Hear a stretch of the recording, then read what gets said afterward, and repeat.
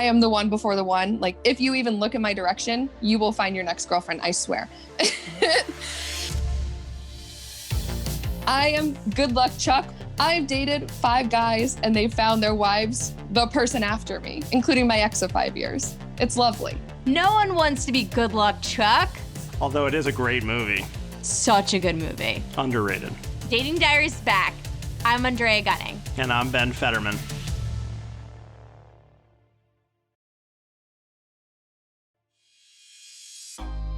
Dre, where has Dane Cook been anyway? Like, he was quarantining before the quarantine.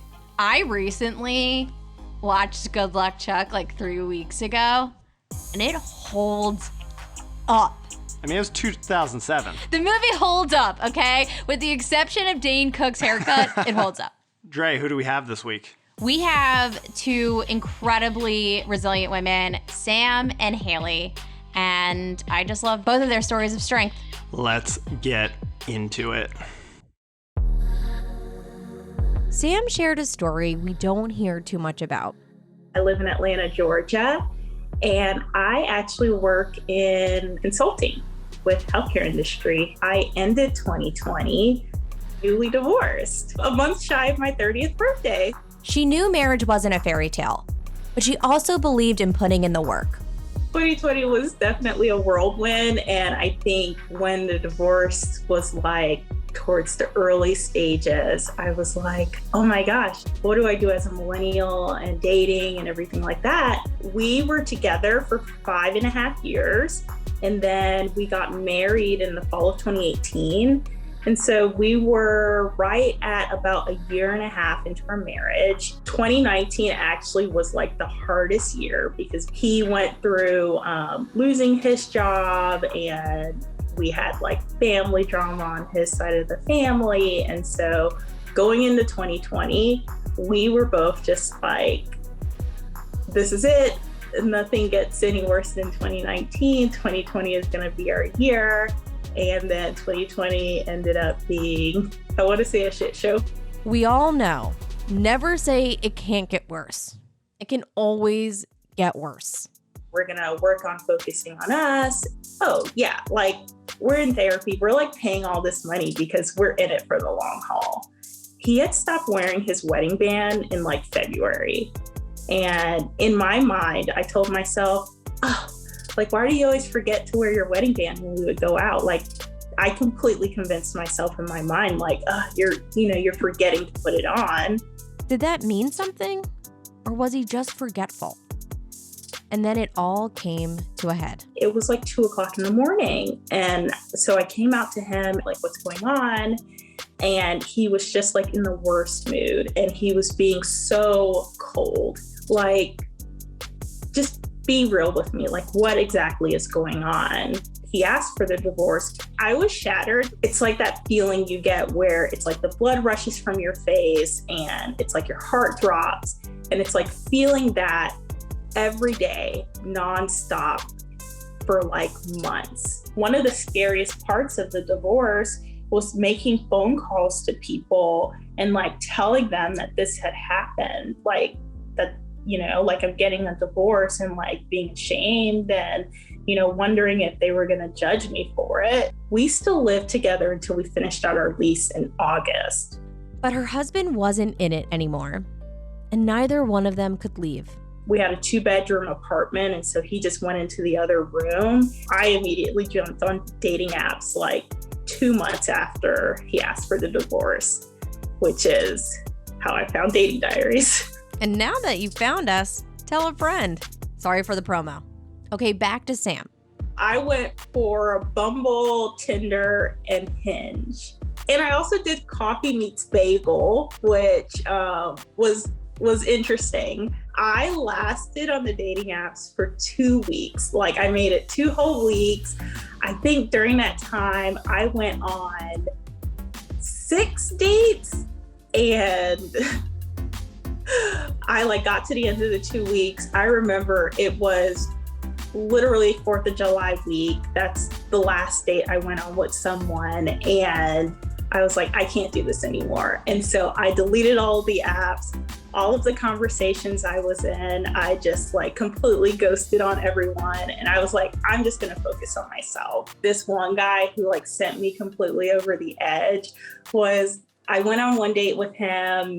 It was great. And then on the second date, he brought his dog, and his dog just like pooped in the middle of the sidewalk, and he didn't have a bag, and he just kept going. He was just like, ugh, like he just kept going.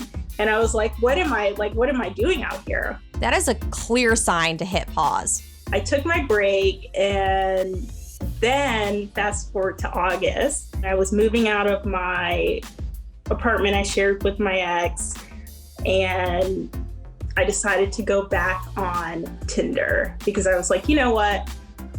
I feel good. I feel good being by myself. I just want company. I matched with someone who I had originally matched with, who I also ghosted. He actually sat on his porch and had wine because it was raining that night. He forgave me for the ghost, and he was like, let's meet up. It's interesting because he is also a divorcee, and he's also a dad. And who could understand a young divorced person better than someone who has been there? We're about a little over 6 months in, and we are now navigating both being divorced in our early 30s. So he got divorced in 2019.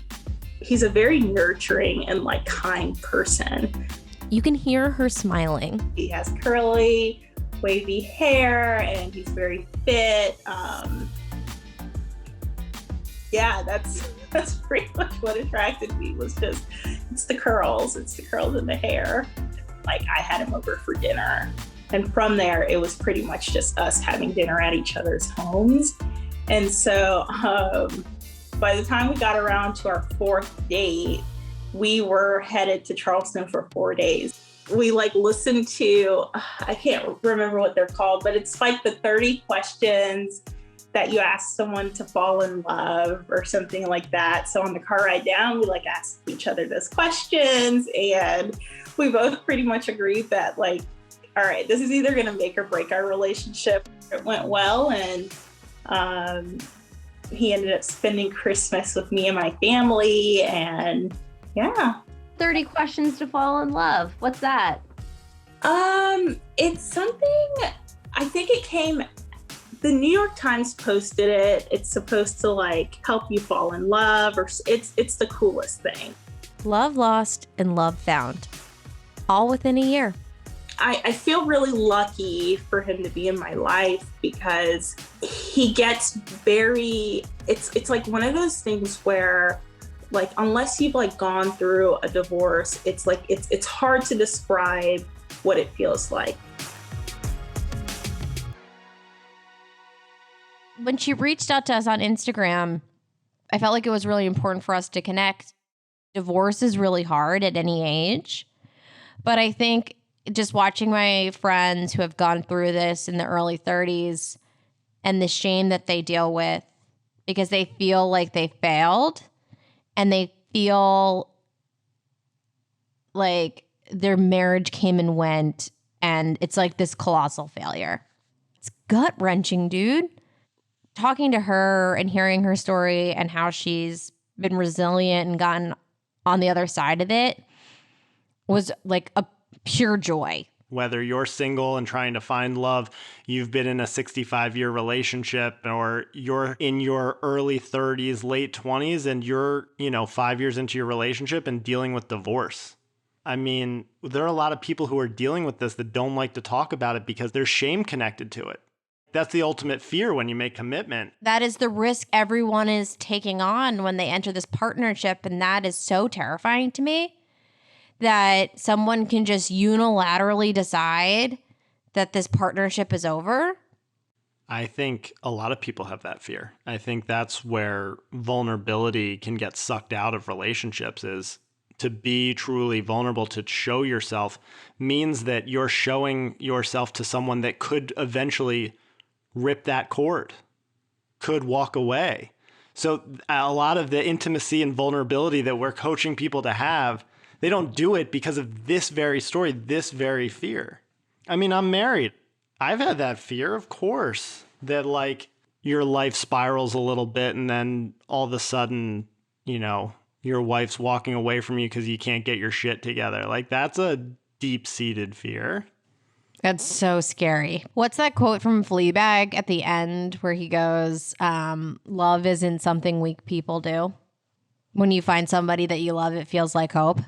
Because you have to be really strong to have that kind of faith. And you have to be really strong to be able to be that vulnerable. She picks herself up. I'm going to get back out there. I'm going to date. I'm going to enjoy myself. And kind of short circuits and burns out. The straw that broke the camel's back was she went on a walking date with a guy, and the guy had his dog, and he didn't pick up the dog's crap. The other day, I admittedly left. I ran out of poop bags. No one was around me. Like, no one would have known. No one would know. But I felt the need to, like, scream into, like, the empty silence. I'm sorry. The guilt was eating me up. So they're dating, and they decide pretty early on to travel, and they go on a weekend trip together. I mean, that's pretty ballsy, in my opinion. Like, two things that are a test to a relationship early on, that's traveling with someone and a trip to IKEA. The IKEA trip winding through the aisles, then getting through the little knick-knack mall, like, it says a lot about the individual. Right. If you can get through an IKEA day without a full body meltdown, that's a huge success. I remember I dated someone for 3 years. This is forever ago. I remember red flag number one was when he was moving and we went to IKEA and he had a full body meltdown in the marketplace right before checkout. I'm telling you, the marketplace is the make or break before getting home and opening it up. Oh, I mean, assembly is a whole other ballgame. But IKEA aside, there's traveling. And with traveling, like you're committing to spending 24 hours with someone day after day until your trip's done. So, you know, they decided to travel. And while they were going to Savannah, they did the New York Times Modern Love 36 questions that lead to love. It's like 36 questions. You ask your partner, they respond, and then you share your answer. And it's supposed to build intimacy because it's introspective. They have questions like, name the 5 things that you really like about your partner. It doesn't matter how long you've known someone or if you've been married for 10 years. It would be a really cute way to spend an evening. I get the sense that no matter where they end up, there isn't a ton of pressure on where they're headed. But what I just love about Sam is she comes at it like, this is the person that I needed right now in my life. And I kind of love that.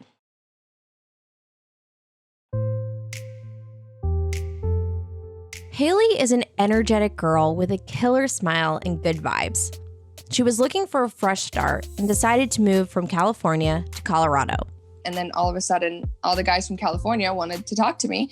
But I went home in July and met somebody. And so it was a friend of my friend's boyfriend. And we started talking and I was like so excited because it takes a lot for me to like somebody. Like I will be like, I don't like your shirt. I'm over it. Youth. When you have the luxury of blowing off guys over truly superficial things. I just find flaws, which probably need to go to therapy. I was only there for 2 weeks and we hung out 3 times in the 2 weeks. And we just went to a park and walked around and drank some claws, you know, went in the pool, like did whatever, just kind of chilling. And then I came back out to Colorado and literally out of nowhere, like he was planning to come out here. And he was like, you know, when should I get my ticket? And then all of a sudden I see some girl on his Instagram and I'm like, oh, Jesus, I am the one before the one. Like, if you even look in my direction, you will find your next girlfriend, I swear. I am good luck, Chuck, but all you have to do is like remotely talk to me. And then you find like this, I've dated 5 guys and they found their wives, the person after me, including my ex of 5 years. It's lovely. Lovely for them. Not so fair for Haley. And then next thing you know, now they're in Hawaii together. And yeah, so I'm like, okay, were you talking to her the whole time or not? Like, I'm so confused. he just all of a sudden kind of hit me up and was like, hey, like, I've just been thinking about it and I can't do long distance. So you can take a trip to Hawaii, but can't see me a few states over? Thank you. Next. So Haley decided it was time to look closer to home. Even during a pandemic, we all need some companionship. So she met a new guy on Bumble. I want to say it was like April or May, you know, in the peak of when everyone's getting on dating apps. I talked to him for probably like a month, which I never do because by that point I'm like, I'm over it. Like either we're going to meet or we're not. And then we were like going to meet up. And so I gave him my number. And then we were talking about like logistics of like, you know, what we could do if we were going to do FaceTime or we were going to do like, you know, meet at the grocery store. Like who knows what was going to happen. So I was trying to do a FaceTime date and then finally he agreed. And so I was like, perfect. We don't have to do anything. He's like, oh, well, what are you going to wear? And I was like, oh God, he's trying to be cute. But it was actually more sinister. This guy had seen all of Haley's social media. Haley is a survivor of the Route 91 Harvest Music Festival shooting in Vegas. It was the biggest mass shooting in American history, with 60 people murdered and several hundred injured. And so I was like, normal clothes. We're in a pandemic. I'm probably wearing sweatpants. And then he asked me to wear the outfit that I wore that when I was in a mass shooting. And at first I was like, I don't know how to respond to this. Like, is he being funny? I mean, it's not funny in general, but like, it's so odd that I was like, what is happening? And so I was like, oh, what do you mean? He's like, well, I just think it would be cool to like see you in that. And then he tried to spin it into this whole like, oh, well, you were just so resilient and brave in that moment. There's no coming back from that. But Haley had the presence of mind to school him. I had to give myself a 24-hour window of when I was replying to him because I was like tailoring my answers. I'm like, do I want to just block him and be done? Or do I want to try to educate him on don't be a fucking asshole? And yeah, so I did a little bit of both. and then I blocked him in the end because he was not getting it. I'm very open about being in the shooting. Like if somebody asks, I'll tell them. Because again, I would rather somebody know up front rather than find out the hard way or like have me hit the floor in the middle of a date and be worried about it and not understand. And then I have to go through that whole thing. Survivors of mass murder have triggers, alarms, loud noises. So it made sense that she would want to let someone know up front until a creepy dude like this shows up. How is it that common for it to be a fetish? All right, asking as a dating journalist, what was the outfit? The outfit was like a crop top and high-waisted short shorts and cowboy boots. But the trauma from that experience? Like, couldn't even look at it. And then I left everything in my suitcase for like a week because I was just like, ugh, like I can't even open the suitcase, you know? I mean, I like still have it, but I won't wear it together anymore. So she's ready to try again. And really, Haley is open. She just has a few requirements. Please don't live with your mom. I mean, I'd prefer them to not be religious, to be left-wing. They have to get my dry sense of humor. Other than that, I'm like, I'll pretty much take anything. Brown hair, brown eyes, and a beard are really my type.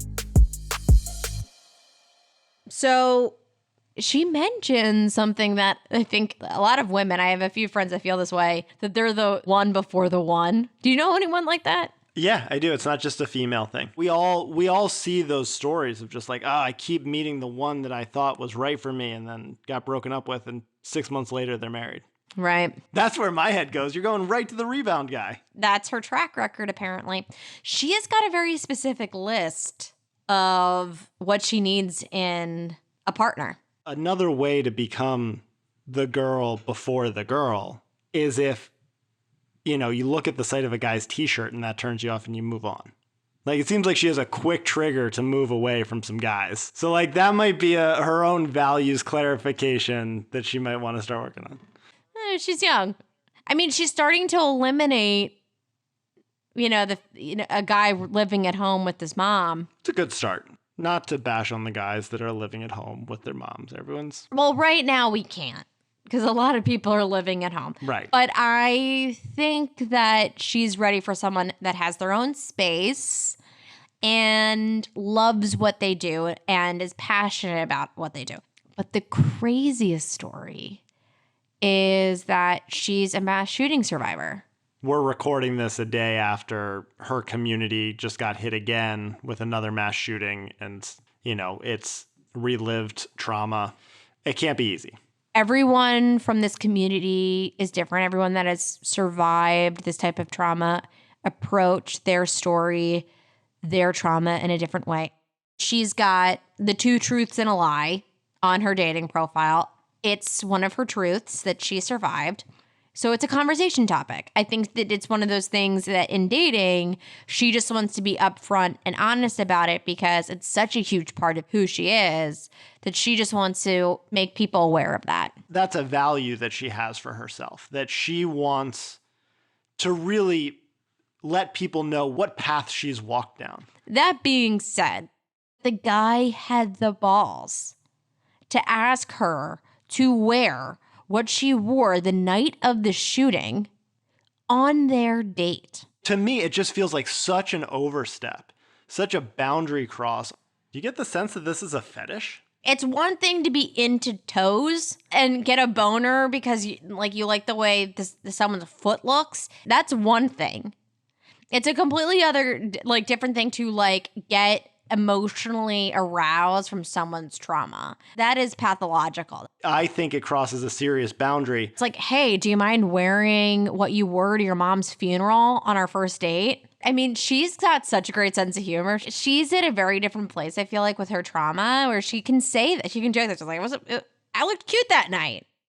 Whether or not it's a fetish or he just put his foot in his own mouth, it was just so insensitive and dumb. And then she felt the need to explain and educate him. Where's that date going now? I mean, he's just destroying it from day one. What a dumbass. Seriously, what a dumbass. Gross. I mean, Dre, even though it didn't end well, it was nice to hear a marriage story on this show. We're here for anything, so hit us up. We read all of your emails. So share your story at Dating Diaries Pod. That's datingdiariespod@gmail.com. And follow us on social at Dating Diaries QC. More of your questions and confessions next week. We love you guys. Stay safe out there. This podcast is hosted and executive produced by me, Andrea Gunning. Executive produced by Nancy Glass, Ben Fetterman, and Carrie Hartman. Produced by Julie Clark. Associate producers include Megan Paisley and Kristen Malcurie. Edited by Mac Daggett and Matt Delvecchio. Special thanks to Natalie Thomas. Music by My Music. Some names have been changed to protect privacy.